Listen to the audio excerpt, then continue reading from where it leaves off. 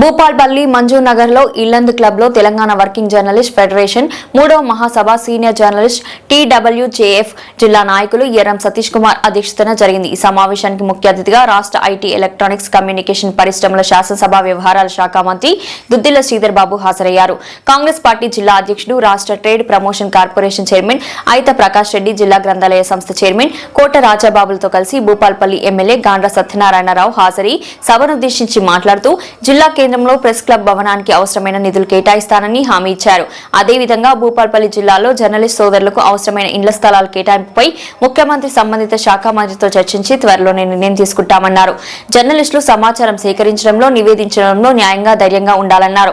నిరంతరం సత్యాన్ని అన్వేషించాలని ఎమ్మెల్యే జర్నలిస్టులకు సూచించారు. సభాధ్యక్షతలు వహిస్తా ఉన్న సీనియర్ జర్నలిస్ట్ సోదరులు సతీష్ కుమార్ గారు, నాతో పాటు ఇక్కడికి విచ్చేసిన గౌరవ సహచర శాసనసభ్యులు గౌరవ సత్యనారాయణరావు గారు, అదేవిధంగా రాష్ట్ర ప్రధాన కార్యదర్శి మా సోదరులు బొత్స పున్నయ్య గారు, మిత్రులు చంద్రశేఖర్ గారికి, రాష్ట్ర కార్యదర్శి మా సోదరులు రఘు గారు, ఉపాధ్యక్షులు, అదేవిధంగా రాజశేఖర్ గారు మరియు ఉపాధ్యక్షుల వారికి, మా మిత్రులు రాష్ట్ర ట్రేడ్ ప్రమోషన్ కౌన్సిల్ చైర్మన్కు సంబంధించిన ప్రకాష్ రెడ్డి గారు, రాజ్బాబు గారు, జిల్లా లైబ్రరీ కమిటీ చైర్మన్ గారు, వేదికపై ఆశలైన ఇతర సీనియర్ జర్నలిస్ట్ సోదరులకి, వేదిక అటువైపున్న సీనియర్ జర్నలిస్టులు మరి జర్నలిజం నమ్ముకొని చాలామంది యువకులు కూడా వారి ప్రొఫెషన్ పరంగా వచ్చిన మిత్రులందరికీ, మరి ఇక్కడ నిర్వాహకులందరికీ హృదయపూర్వకంగా నమస్కారం. మీరు అందరూ క్షమించాలా, ఈరోజు అత్యవసరంగా, ఎందుకంటే చాలా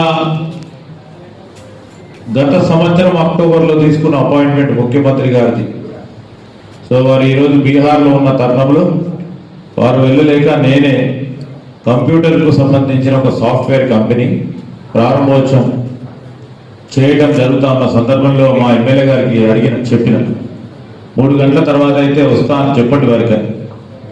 ఈరోజు దానికి ఆలస్యమైనందుకు మీరు అందరూ కూడా మన్నించాలని కోరుతాను. మరి జర్నలిస్ట్ సోదరులందరికీ సంబంధించి మీ అందరికీ కూడా తెలుసు, వృత్తిపరంగా చాలా గౌరవప్రదమైన వృత్తి ఇది. 4th ఎస్టేట్గా మనం అందరము దీన్ని పిలుచుకుంటాం. ఈరోజు జ్యుడిషియరీ ఒకవైపు అయితే, ఎగ్జిక్యూటివ్ ఒకవైపు అయితే, మరి అదేవిధంగా పొలిటికల్ ఎగ్జిక్యూటివ్కు సంబంధించిన ఒకవైపు అయితే, మరి 4వ స్తంభంగా నిలిచిన ఈ జర్నలిజం దాదాపు స్వాతంత్రం వచ్చినప్పటి నుంచి, స్వాతంత్రం రాకముందు మరి మీ గొంతు స్వాతంత్రం గురించి ప్రతి ఒక్కరి గొంతు వినిపించేది. మహాత్మా గాంధీ గారు కూడా మరొక పత్రికను స్థాపించి ఒక జర్నలిస్ట్గా వారి గొంతును వినిపించారు.